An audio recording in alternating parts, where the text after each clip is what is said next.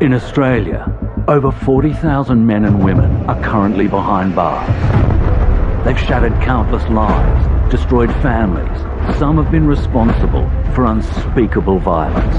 There are just some people that are just evil of heart. She's just scary. She's just real scary. Some people are born with just that evil gene. If you think you've seen and heard it all, you haven't.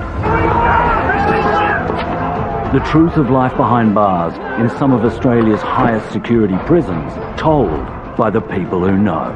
It's dangerous on a daily basis. It's life-threatening. Stabbings, hangings, people getting their heads stomped on. If I was dangerous when I went in, I was more dangerous when I came out.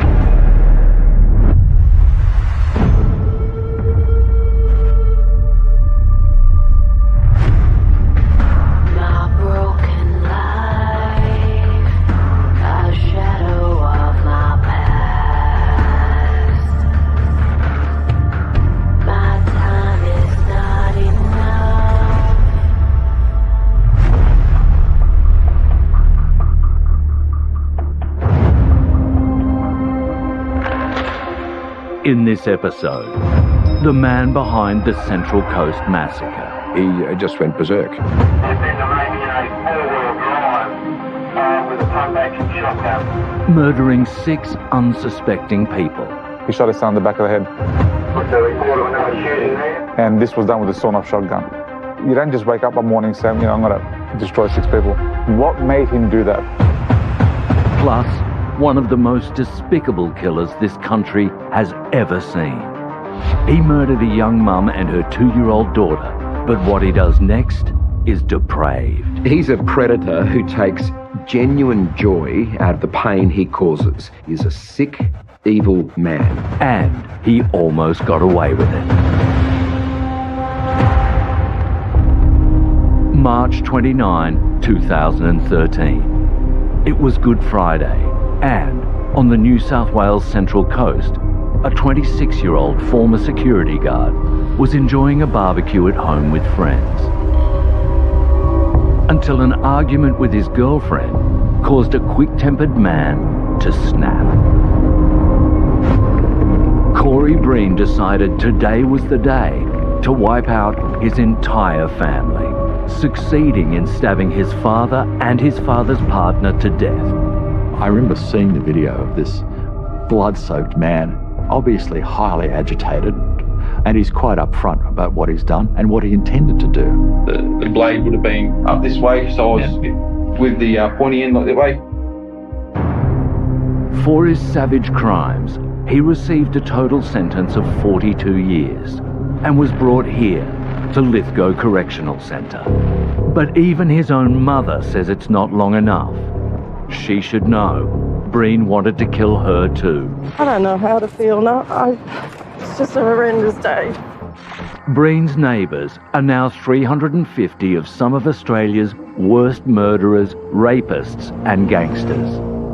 Opened in 1990, Lithgow's cells have few luxuries. Just a bunk bed, toilet, a table and a shower. In some sections of the prison, inmates are locked in cages just to make phone calls. And although prison officers are unarmed, a rifle is kept in the watchtower.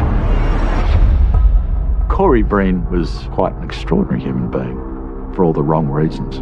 He had an extremely volatile temper. He had a short fuse and was one that was really, really easily lit. You know when to stand back fast because he's about to blow. People like Corey can get upset when the wind changes, what makes him a very volatile prisoner. The only thing going for him was his honesty. On the night of the murders, while still covered in his family's blood, he confessed everything to police.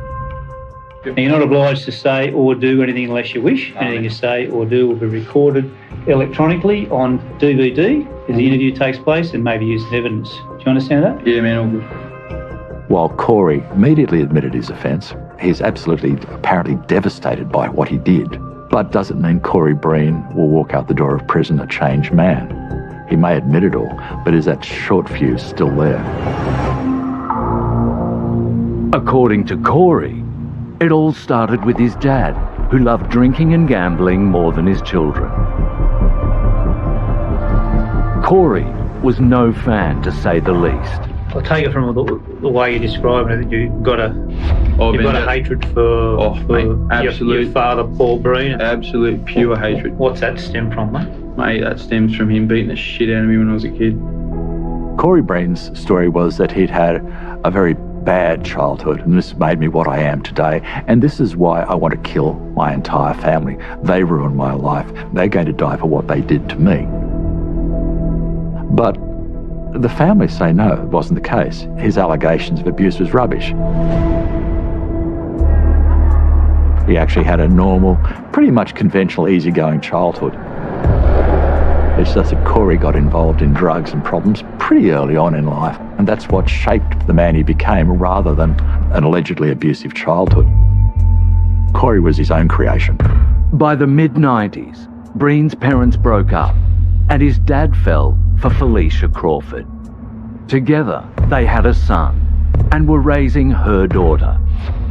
Corey never did like Felicia, and he never hid it, often saying he wished she were dead. But alarm bells really rang out in 2010. He'd written to his mother saying that he was a monster within him, and he knew that at some stage he would kill people. That was largely ignored, unfortunately. Not much you can do about it. And of course, when someone threatens that, there's a big difference between the threat in a letter and actually taking place. But 4 years later, on Good Friday, that threat became a reality. The monster within Corey Breen was released. It's like a time bomb sitting in my head. I knew sooner or later I was going to go and fucking get my old man and the rest of the and just... tonight was a night.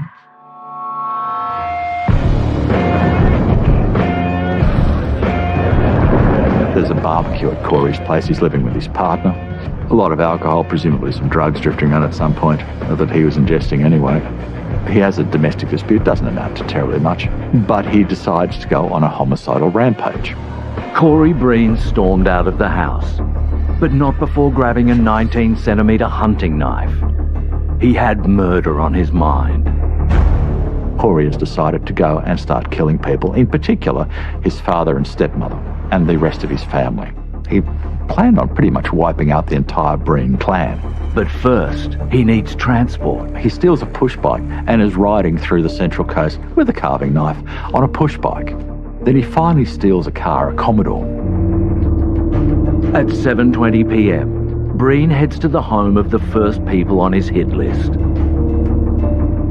Drove the car down to Long Jetty, planned on murdering my grandparents. I was going to butcher them. Yeah. But I was like... When you say that, you mean that you were going to kill them? Oh, fuck yeah. Yeah. Is that Norma and Colin? Norma and Colin, yep. Going to get butchered.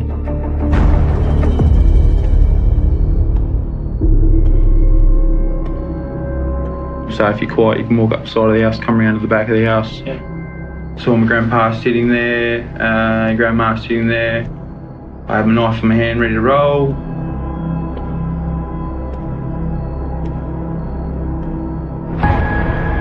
Then all of a sudden, like a searchlight came on, like a security light. Turned out it was the next door neighbour, returning from shopping or whatnot. His grandparents were bloody lucky that he didn't get inside the house. A security light comes on, which pretty much saved their lives. Still hungry for murder, on to stop number 2, his dad's house. He announces his arrival by smashing a glass pane in the door before crashing through, just to let his father know that the end is heading his way. And it's a cruel, theatrical thing to do. But this guy is so revved up, so on mission to kill, he wanted a bit of theatre with it. And then I opened the front door there and walked straight over to him and fucking started stabbing him.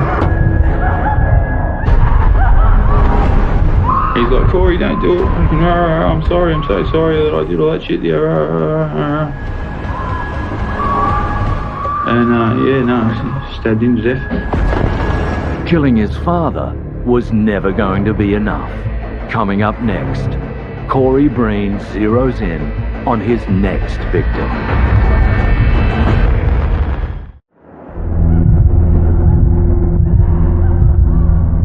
Corey Allen Breen has just stabbed his own father to death. Then I walked out the back so I could hear you screaming. And I'm pretty sure Felicia, that fucking filthy fucking slut of a thing, she was in the hallway when I smashed through the front door, because she walked out the back door and across the patio. And if you walk out the back door and across the patio, there's a back door into this garage/laundry. Breen's next target was his dad's partner, Felicia. At some point, I opened the door and she was behind the door, and I had the door up against her like that and just stabbed the fuck out of her. She doesn't die immediately. She managed to drag herself back into the house where she expires on the floor. Breen got back in the car. His own mum, Debbie, was next on his list. So he's got a very clear hierarchy of who he wants to kill on that day. I had a police wagon follow me from a roundabout. It's just basically just a matter of time. Eventually, the clutch on Corey's car gave out. If it hadn't, the death toll would have been so much worse. Got out of the car, it was still rolling, ran up, hit a dead end. Not looking to get shot by the cops. Mate, she's surrendered. Old mate fired the taser at me feet or something. I don't know where he shot that. Terrible. But through the knife, dropped me guts. Put the bracelets on. In only 2 hours, Breen had gone from an outdoor barbecue to an indoor bloodbath. All right. Yeah. With his hands still covered in his family's blood, Breen confessed to everything. And no surprise that when his case hit court, he pleaded guilty. Double murderer Corey Breen could spend 4 decades behind bars. Today he was sentenced for killing his own father and stepmother on Good Friday more than 2 years ago. Corey Breen described himself as a monster. Now he won't walk the streets till at least 2046. But inside, Corey Breen causes no trouble. There are even signs he's a changed man. His good behaviour earning him the privilege of a job. Corey was working in the cafe attached to one of the prisons, and the cafe it feeds not only prison officers but also members of the public who've come to visit prisoners inside, and with a couple of head honchos from corrective services. And we're sitting in this very pleasant, airy canteen. It's very, very almost normal considering the odd place that it's in. And there in the kitchen was Corey Breen with a very large knife doing some slicing and dicing. And then I had an oh shit moment, because I had last seen Corey Breen in an interview room in a bloodstained T-shirt telling police what crime he'd committed. The prison governor said, "Don't worry, it'll be all right." She was very reassuring. And she said he's a really good worker, very dedicated to what he's doing, learning cooking skills, and he's doing really, really well. Seemed like a pleasant young fella, just very ordinary, very uninteresting human being. But to get to that cafe where you're actually dealing in close proximity with members of the public shows that Corey has responded well in prison, that he's a good prisoner, he's not causing problems, he's learning, and he's accepted his fate. He's also accepted his terrible, terrible crimes, which he did from the outset. Of little comfort to his family will be the letter he wrote behind bars, asking them to move on. Breen is eligible for parole after 33 years, when he'll be 62.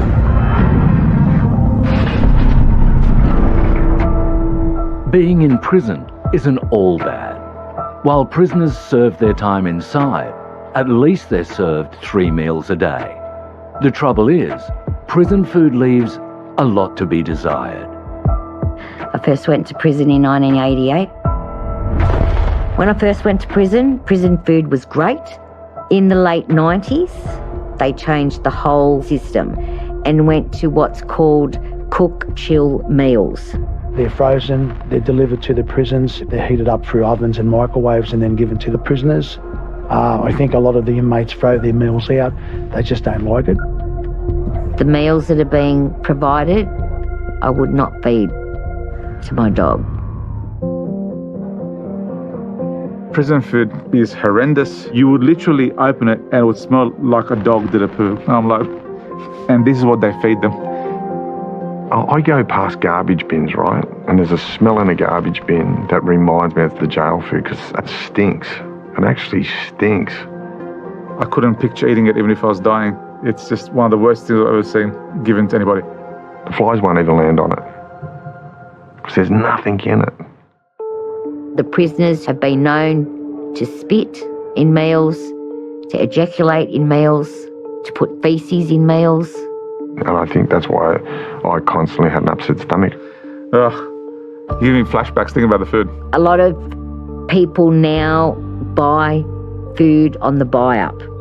And what that is a sheet of paper with a list of a whole lot of items, and you put that in, and the next week, that's the order that you get. It's like your tuna, eggs. It's nothing to really be grateful about. You know what I mean? Like you're not buying ribeye, put it that way. If you want to eat fancy inside, you need a little help from your friends on the outside. I was with a really high-profile drug importer, and I said, can you organise someone to drop some food off? He goes, yeah, what do you want? Green lobster tails, and which we cooked on a little barbecue, which was right up on top of my cupboard, hanging out the window with a fan blowing the smoke, yeah? And he sat on the bed, a bunk bed, drinking Remy Martini cognac, and that cost us $100. In prison, even food can be used as a weapon. Well, in my section, most of the bashings and stabbings and stuff like that was just because you took the last spoon or they want your milk. I used to collect my jams from our breakfast, like ration packs. Some of the girls knew that, and they came up to me one morning and said, oh, can we swap a can of Coke for jam? So I said, yeah, that's fine. So we went up, I got my can of Coke, and I was watching them at the microwave for ages. Anyways, they put the packets in there and they melted up all the jam and walked up to the girl next to me and threw it on her face. It stuck, it's burnt, it left scarring. She got rushed to the clinic, didn't come back to our area for about 2 weeks. Very traumatic to do such a horrific thing to somebody.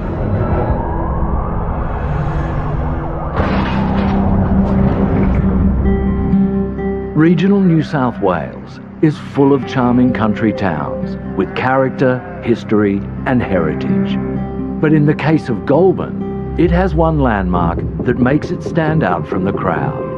Its very own high-security prison that houses Supermax.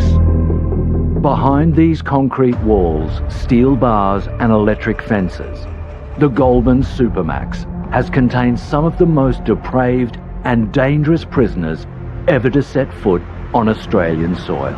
The most well-known, Ivan Milat.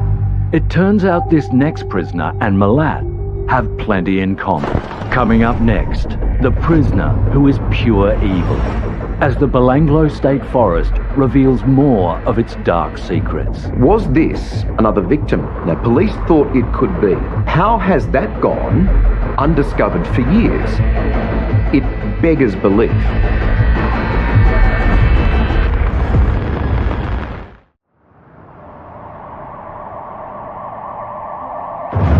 Now, there are some crimes that are so horrific, so extreme, so cruel, that it's hard to imagine that any human can behave in such a sickening way.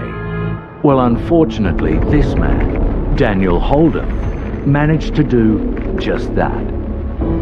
He murdered a young mum and her 2-year-old daughter, then stuffed the toddler into a suitcase and dumped her by the side of the road. If you want to know what evil looks like, this is it.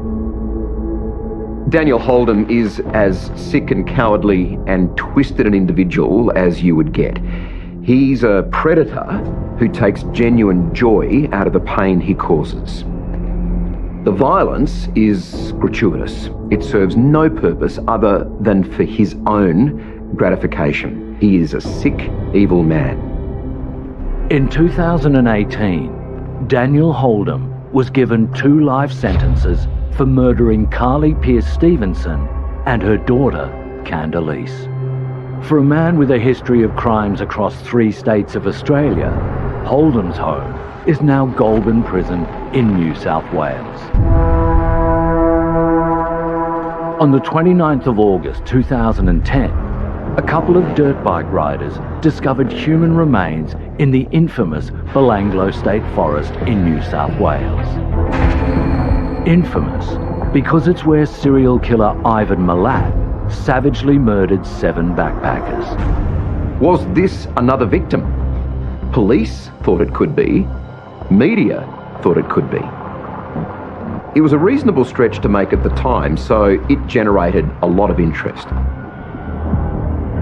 Tests on the remains showed they must have been there for 2 years while Milat was in prison, so it couldn't have been him. But how did she die? And most importantly, who was she?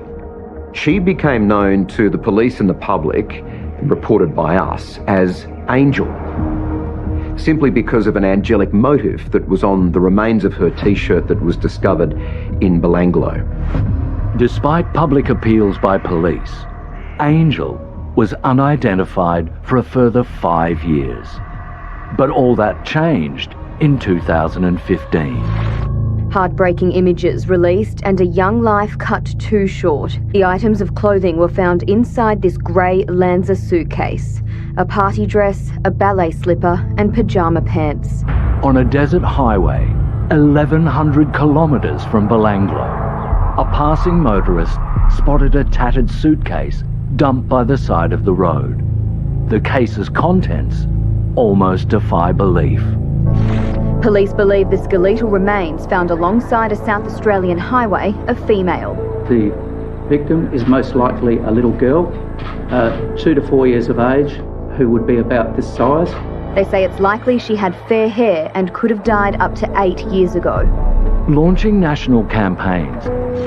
This homemade quilt was found with a young girl's skeletal remains and clothing. To see who might know something, anything that could help in their investigation. Police have received 93 calls, 5 of them from interstate. This eventually led to a major breakthrough in the case. The little girl in the suitcase and the young woman's body in the Belanglo State Forest have matching DNA. But there was one more sinister match. Police didn't just make that DNA match, they would have been doing their work in the background too. Who was the last person to be with them? And it wasn't hard to find where that road led to. That road led to Daniel Holdom. You see, back in 2008, he and Carly Pearce-Stevenson were friends, living in Alice Springs. Holdom set off on a road trip, and Carly and her daughter Candelise, affectionately known as Candles, soon joined Holdom in Adelaide. Carly's friends didn't think much of Holdom. They would have liked him even less had they known he had a history of assault, domestic violence and child sex offences. Daniel Holdom has only had a relationship with Carly for a couple of months, and now they're all off travelling to the ACT. They stay with friends there. 1 week into their travels, Carly calls a friend, saying she's made a huge mistake going on a trip with this man. It was the last time any of Carly's friends or family would hear her voice. Holdom takes off in the middle of the night with Carly. All that's known is that they had some sort of argument, and some way out of Canberra, at the Belanglo State Forest, he murders her, defiles her body, and unbelievably takes photos of it. He returns to the friend and says, "We had a fight. Carly's taken off. I'm going to take Candelise now back to her grandmother in South Australia." Only one part of that is true. Holdom stopped at a hotel, suffocated her, sexually assaulted her, put her in a suitcase, and dumped her in rural South Australia. Only to be discovered years after her mother was discovered in a separate state. This story is sick and twisted. But what Daniel Holdom does next makes it clear he is a man without any morals and fully deserves to be where he is today. There is no doubt at all that Daniel Holdom is someone who deserves to be locked up for the rest of his life.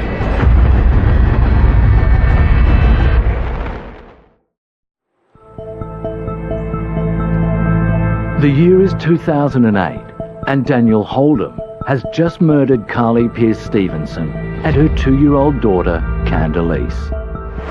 Incredibly, Holdom has picked up where he left off, resuming a relationship with his old flame Hazel Passmore, a friend of Carly's and someone who had lost her leg in a car crash, with Holdom at the wheel. A crash that also killed 2 of Passmore's young children. She was in hospital recovering when Holdom ran off with Carly. Despite knowing all about his heinous crime, and even seeing photos of Carly's dumped body, Passmore took him back. Together, they stole $70,000 of Carly's ongoing Social Security payments. Her bank account was also accessed, and friends and family were still receiving the occasional text. Now, he would message from Carly's phone purporting to be Carly, saying, "I'm not going to tell you where I am. I'm fine. Just leave me alone," so that it wouldn't raise any red flags, which was working quite well as far as family were concerned. They could be convinced, perhaps, that she's still alive, until 2 bodies are found in 2 different states, linked by DNA, and both linked by the last person each of them saw. In 2015, 7 years after the murders, a combination of DNA results and testimony from Hazel Passmore finally led to Holdom's arrest. It wasn't hard to find him. He was already serving a 4-year and 3-month sentence for the sexual assault of a 9-year-old girl. Good evening. The man who brutally murdered a young mother and her 2-year-old daughter, whose remains were found in a suitcase on the side of a South Australian highway, has been given 2 life sentences. Loved ones applauded in the courtroom as the monster responsible for such heinous crimes was jailed. During his long and lonely hours inside Goulburn Prison, Holdom has become quite the writer, putting pen to paper in a series of handwritten letters. But rather than expressing any remorse, if anything, his letters try to justify his actions, blaming his crimes on his own history of child abuse and drug dependency. Without remorse, there is no rehabilitation. I think it's very fair to say, of everything we've learned about Daniel Holdom's crimes, all of us are comfortable with him spending the rest of his life locked up.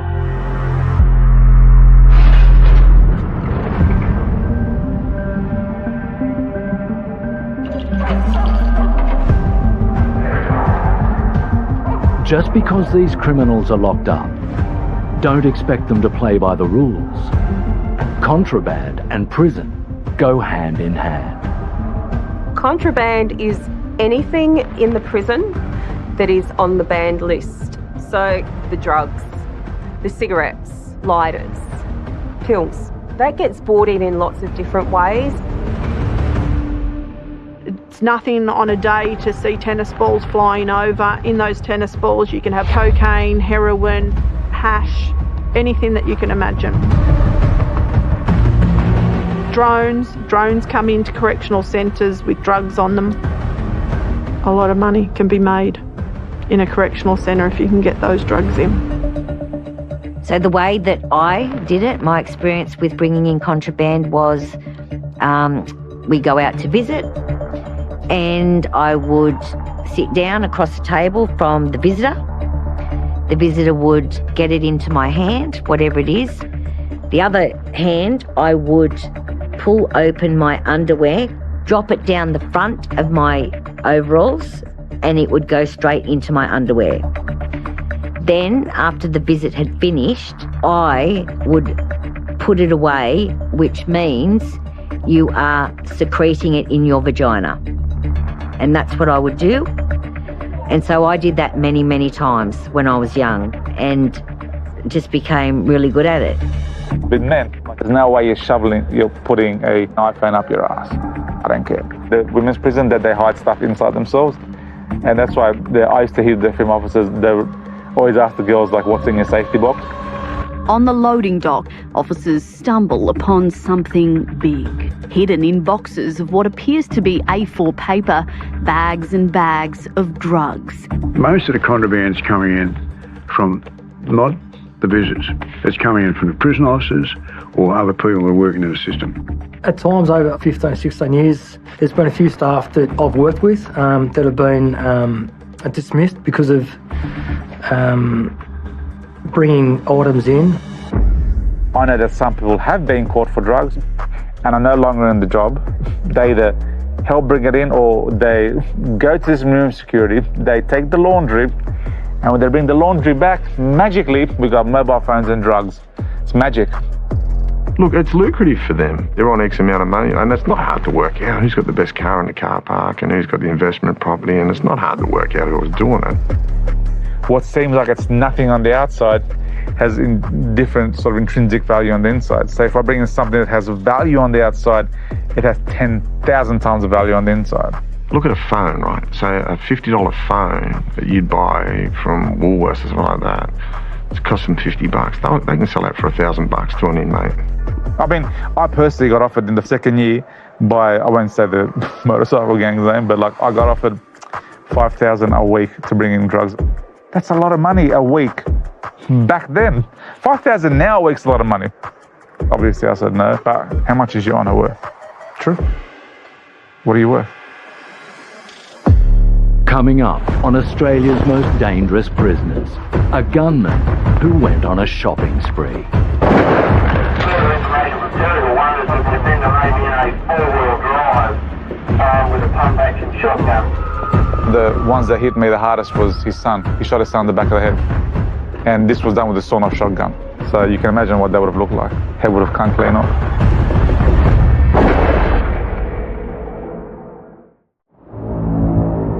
On the 27th of October 1992, after discovering his 23-year-old ex-girlfriend had moved on with a new man, 45-year-old Malcolm Baker saw red. Blood red. In a jealous rage, he shot Kerry Ann's new boyfriend in the face. Then shooting and killing Kerry Ann, her 18-year-old sister Lisa, who was 8 months pregnant, and the girl's father Tom, before driving off and continuing the massacre. Further information from Terrible One is that the offender may be in a four-wheel drive with a pump-action shotgun and may possibly reside on the scenic drive, scenic highway, Turgle area. Continue at that day with the report of another shooting there. That night, father of 9 Malcolm Baker would murder 6 people and an unborn baby. One of the ones that hit me the hardest was his son. He shot his son in the back of the head. And this was done with a sawn-off shotgun. So you can imagine what that would have looked like. Head would have come clean off. It's a bad day, gone really bad. This bad day earned Baker 6 life sentences. He's now in Long Bay Correctional Centre, where he crossed paths with prison officer Bella Gall. He seemed like a really nice guy to me. Small guy, chubby, just looks like a granddad. Had a beard, smiling, always happy, never uncooperative, friendly. You would not tell who he is. Like, you would not tell his past by speaking to him, ever. And that's the scariest thing. You can't predict who's got what in them. So how did it come to this? Baker's childhood might provide a few clues. He had a violent father who once threatened to shoot Baker and his 2 sisters.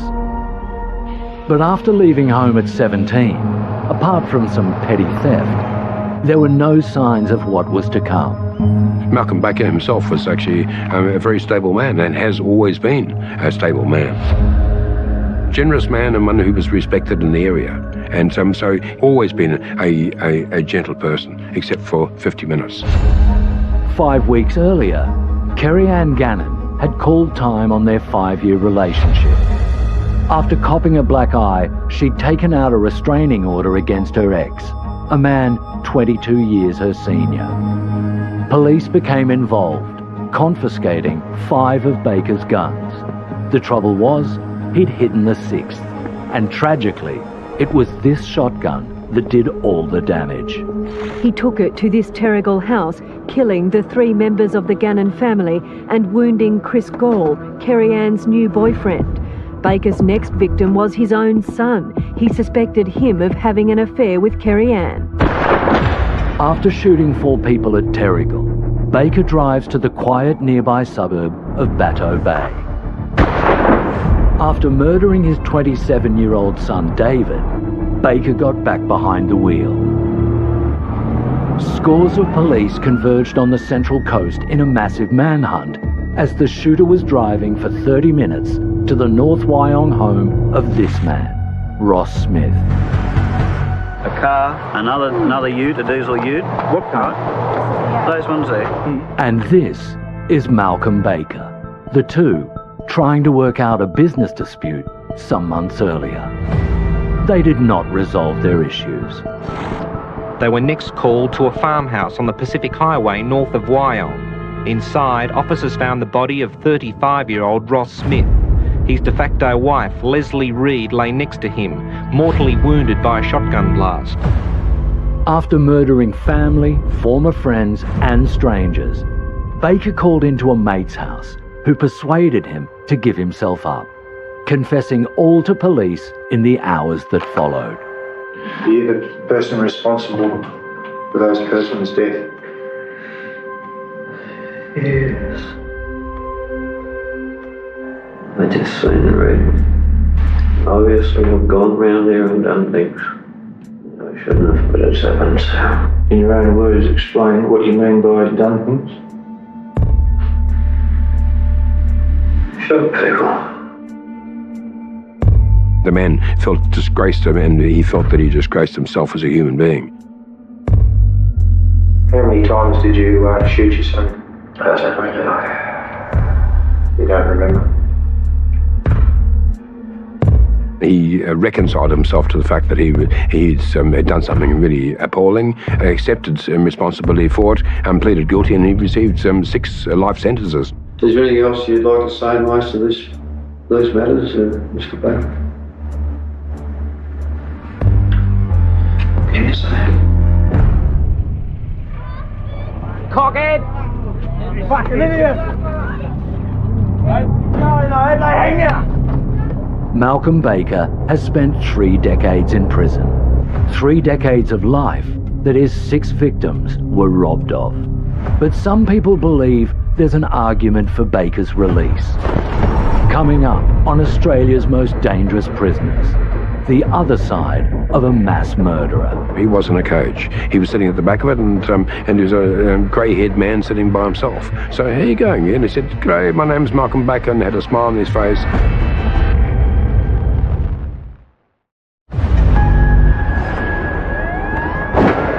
On the 27th of October, 1992, The offender may be in a 4-wheel drive with a pump-action shotgun. Malcolm Baker went on a rampage on the New South Wales Central Coast, killing 6 people, including his own son.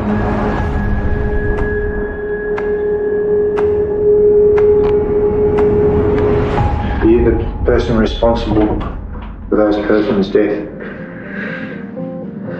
Yes. Despite Baker's apparent remorse, after his conviction, Baker was diagnosed as psychotic and judged to be a risk to himself and others. He spent 10 years in solitary confinement, locked in ankle cuffs.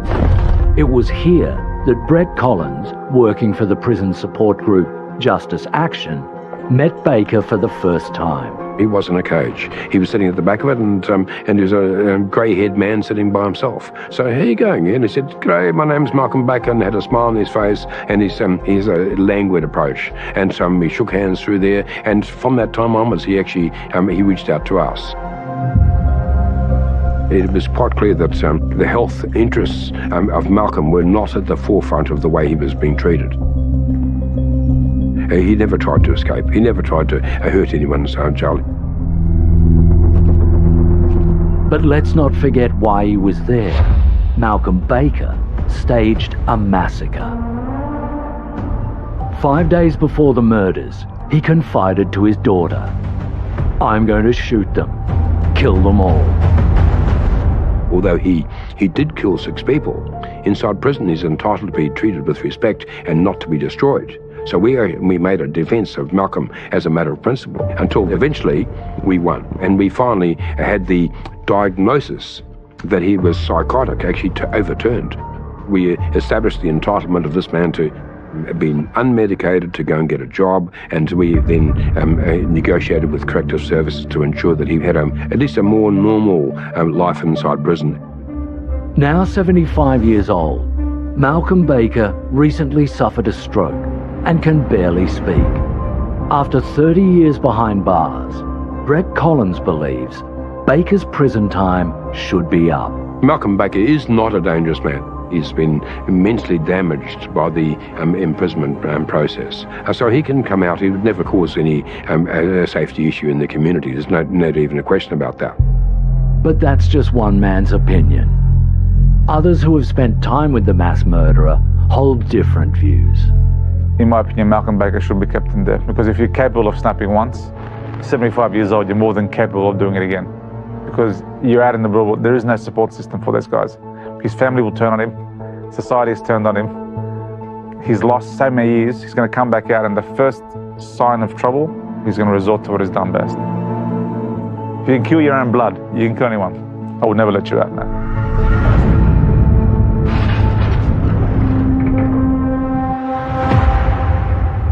Corey Breen has a non-parole period of 33 years. Daniel Holdham is serving 2 life sentences, and Malcolm Baker is serving 6 life sentences. Don't just wake up one morning saying, I'm going to destroy 6 people. No normal person does that. What made him do that? Because it's not like someone who's premeditated, done it over the course of 10 years and you go, he's sick. It's like something happened because he had a normal life before and there's no other real history of him doing anything. When you ask him, he just can't remember. I asked him, he just can't remember. He goes, I don't know, man. What was obvious in Corey Breen from fairly early on that was he had an extremely volatile temper. The guy had serious control issues, and those control issues I think would have been compounded by drug and alcohol abuse. But there's a curiosity too, looking at both the psychiatrists, didn't find that he actually had any mental illness. Yes, he certainly had some problems, but mentally ill, no. I hope in someone like Corey Breen that there is just that one chance of redemption. You hope that's the case. But in the case of Daniel Holdham, you suspect that the root cause of his crimes is just pure evil. This is not a man who made a mistake. Let's be clear. This is a man, as we've learned, who enjoyed the pain of others. He picked on the weak and the vulnerable, like the coward he is. 3 men, 3 different acts of extreme violence, but with the same legal outcome.